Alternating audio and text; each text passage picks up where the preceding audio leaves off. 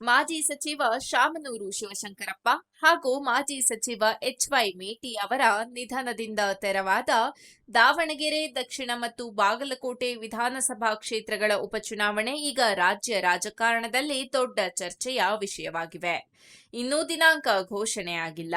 ಆದರೆ ಕಾಂಗ್ರೆಸ್ ಒಳಗೆ ಟಿಕೆಟ್ಗಾಗಿ ನಡೆಯುತ್ತಿರುವ ಲಾಬಿ ನೋಡಿದ್ರೆ ಚುನಾವಣೆ ಘೋಷಣೆಯಾದ್ಮೇಲೆ ಏನಾಗುತ್ತೆ ಅನ್ನೋದನ್ನ ಈಗಲೇ ಊಹಿಸಬಹುದು. ಮೊದಲಿಗೆ ಬಾಗಲಕೋಟೆ ಕಡೆ ನೋಡೋದಾದ್ರೆ ಅಲ್ಲಿ ವಿಷಯ ಸ್ವಲ್ಪ ಸರಳ ಅಂತ ಹೇಳ್ಬಹುದು. ಎಚ್.ವೈ. ಮೇಟಿ ಅವರು ಹಲವು ವರ್ಷಗಳ ಕಾಲ ಕ್ಷೇತ್ರದಲ್ಲಿ ಬಲಿಷ್ಠ ನಾಯಕತ್ವ ಹೊಂದಿದ್ದರು. ಅವರ ನಿಧನದಿಂದ ತೆರವಾದ ಸ್ಥಾನದಲ್ಲಿ ಕುಟುಂಬದವರೇ ಸ್ಪರ್ಧಿಸಬೇಕು ಅನ್ನೋ ಭಾವನೆ ಬೆಂಬಲಿಗರಲ್ಲಿ ಜೋರಾಗಿದೆ.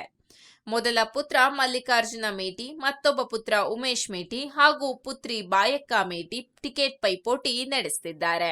ಆದರೆ ಕಾಂಗ್ರೆಸ್ ಹೈಕಮಾಂಡ್ ಬಹುತೇಕ ಮಲ್ಲಿಕಾರ್ಜುನ್ ಮೇಟಿ ಕಡೆ ಒಲವು ತೋರಿದೆ ಎನ್ನುವ ಮಾತು ಜೋರಾಗಿದೆ. ಕೆಲಸ ಶುರು ಮಾಡಿ ಅನ್ನೋ ಸೂಚನೆ ಸಹ ಸಿಕ್ಕಿದೆ ಎಂದು ಮೂಲಗಳು ಹೇಳ್ತಿವೆ. ಆದರೂ ಉಳಿದ ಇಬ್ಬರು ಕೈಕಟ್ಟಿ ಕೂತಿಲ್ಲ. ಸಾಮಾಜಿಕ ಜಾಲತಾಣಗಳಲ್ಲಿ ಫೋಟೋ ಹಾಕಿ ಮುಂದಿನ ಶಾಸಕ ಯಾರು ಅಂತ ವೋಟಿಂಗ್ ಹಾಕೋ ಮಟ್ಟಿಗೆ ಪೈಪೋಟಿ ತೀವ್ರವಾಗಿದೆ. ಆದ್ರೆ ಒಟ್ಟಿನಲ್ಲಿ ನೋಡಿದ್ರೆ ಬಾಗಲಕೋಟೆಯಲ್ಲಿ ಕುಟುಂಬದೊಳಗಿನ ಸ್ಪರ್ಧೆಯೇ ಮುಖ್ಯ. ಪಕ್ಷದೊಳಗಿನ ದೊಡ್ಡ ಗೊಂದಲ ಕಾಣಿಸುತ್ತಿಲ್ಲ. ಆದ್ರೆ ದಾವಣಗೆರೆ ದಕ್ಷಿಣಕ್ಕೆ ಬಂದರೆ ವಿಷಯ ಸಿಕ್ಕಾಪಟ್ಟೆ ಕಗ್ಗಂಟಾಗಿದೆ. ಈ ಕ್ಷೇತ್ರದಲ್ಲಿ ಲಿಂಗಾಯತ, ಮುಸ್ಲಿಂ ಹಾಗೂ ಕುರುಬ ಸಮುದಾಯಗಳೇ ನಿರ್ಣಾಯಕ. ಇವತ್ತಿನ ಪರಿಸ್ಥಿತಿಯಲ್ಲಿ ಯಾರಿಗಾದರೂ ಟಿಕೆಟ್ ಕೊಟ್ಟರೆ ಉಳಿದವರ ಅಸಮಾಧಾನ ಖಚಿತ ಅನ್ನೋ ಸ್ಥಿತಿ ಇದೆ. ವರ್ಷಗಳ ಕಾಲ ತಮ್ಮ ವೈಯಕ್ತಿಕ ವರ್ಚಸ್ಸಿನಿಂದ ಗೆದ್ದು ಬರುತ್ತಿದ್ದ ಶಾಮನೂರು ಶಿವಶಂಕರಪ್ಪ ಅವರ ನಿಧನದ ನಂತರ ಅವರ ಕುಟುಂಬಕ್ಕೆ ಟಿಕೆಟ್ ಕೊಡಬೇಕು ಅನ್ನೋ ವಾದ ಜೋರಾಗಿದೆ. ಅವರ ಪುತ್ರ ಹಾಗೂ ಸಚಿವ ಎಸ್.ಎಸ್. ಮಲ್ಲಿಕಾರ್ಜುನ ತಮ್ಮ ಮಗ ಸಮರ್ಥ್ಗೆ ಟಿಕೆಟ್ ಕೊಡಬೇಕು ಎಂದು ಒತ್ತಡ ಹೇರುತ್ತಿದ್ದಾರೆ ಎಂಬ ಮಾತು ಕೇಳಿಬರುತ್ತಿದೆ. ರಾಜೀನಾಮೆ ಬೆದರಿಕೆ ಸಹ ಹಾಕಿದ್ದಾರೆ ಎನ್ನಲಾಗುತ್ತಿದ್ದರೂ ಇದನ್ನ ಯಾರೂ ಅಧಿಕೃತವಾಗಿ ಒಪ್ಪಿಕೊಳ್ತಿಲ್ಲ.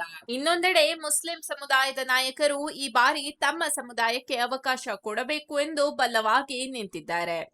ಕ್ಷೇತ್ರದಲ್ಲಿ 85,000ಕ್ಕೂ ಹೆಚ್ಚು ಮುಸ್ಲಿಂ ಮತಗಳಿವೆ. 1994ರಿಂದಲೂ ಶಾಮನೂರು ಕುಟುಂಬಕ್ಕೆ ಬೆಂಬಲ ನೀಡಿದ್ದೇವೆ. ಈಗ ನಮ್ಮ ಪಾಲಿಗೆ ಅವಕಾಶ ಬರಬೇಕು ಎಂಬ ವಾದ ಮಾಡುತ್ತಿದ್ದಾರೆ. ಅಬ್ದುಲ್ ಜಬ್ಬಾರ್, ಖಾಲಿದ್ ಸೈಫುಲ್ಲಾ ಸೇರಿದಂತೆ ಹಲವರು ಟಿಕೆಟ್ ಆಕಾಂಕ್ಷಿಗಳಾಗಿ ಲಾಬಿ ನಡೆಸುತ್ತಿದ್ದಾರೆ. ಕುರುಬ ಸಮುದಾಯದಿಂದಲೂ ವಿನಯ್ ಅವರು ಕಾಂಗ್ರೆಸ್ ಟಿಕೆಟ್ಗಾಗಿ ಕಸರತ್ತು ಮಾಡುತ್ತಿದ್ದಾರೆ.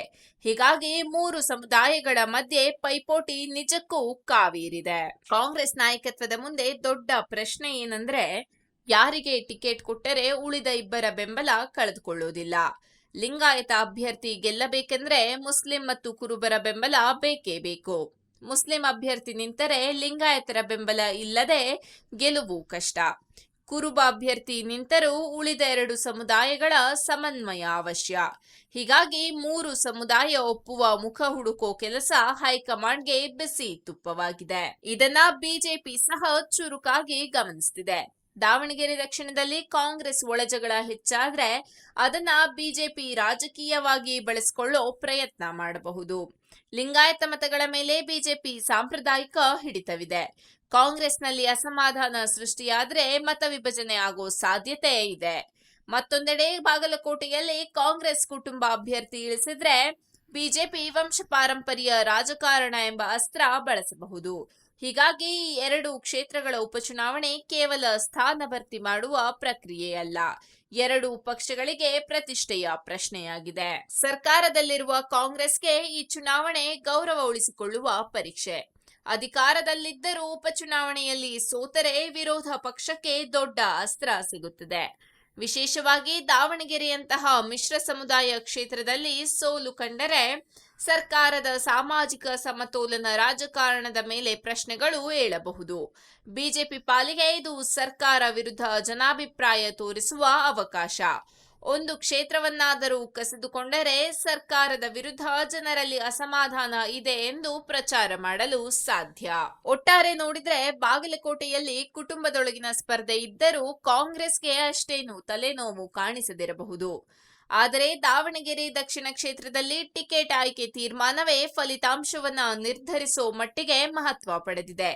ಸಮುದಾಯ ಸಮತೋಲನ, ಕುಟುಂಬದ ಒತ್ತಡ, ಸ್ಥಳೀಯ ನಾಯಕರ ಆಸೆ ಈ ಎಲ್ಲವನ್ನ ಸಮನ್ವಯಗೊಳಿಸಬೇಕಾದ ಸವಾಲು ಕಾಂಗ್ರೆಸ್ ಮುಂದಿದೆ. ತಪ್ಪು ಹೆಜ್ಜೆ ಇಟ್ಟರೆ ಬಿಜೆಪಿ ಅದನ್ನ ರಾಜಕೀಯವಾಗಿ ದೊಡ್ಡ ವಿಷಯ ಮಾಡೋದ್ರಲ್ಲಿ ಸಂಶಯವಿಲ್ಲ. ಹೀಗಾಗಿ ಈ 2 ಉಪಚುನಾವಣೆಗಳು ರಾಜ್ಯ ರಾಜಕೀಯದಲ್ಲಿ ಸಣ್ಣ ಘಟನೆಗಳಲ್ಲ, ಮುಂದಿನ ರಾಜಕೀಯ ಸಮೀಕರಣಗಳಿಗೆ ದಿಕ್ಕು ತೋರಿಸೋ ಮಹತ್ವದ ಕಸರತ್ತು ಆಗಿವೆ.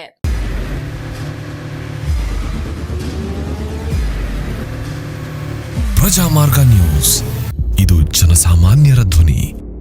ನಮಸ್ಕಾರ.